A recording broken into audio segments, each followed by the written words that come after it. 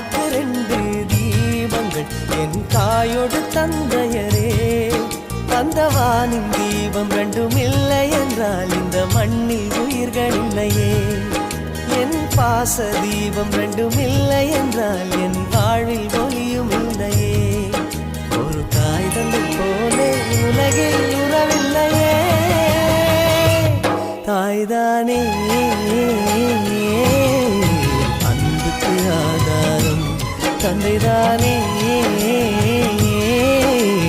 அறிவுக்கு ஆதாரம்.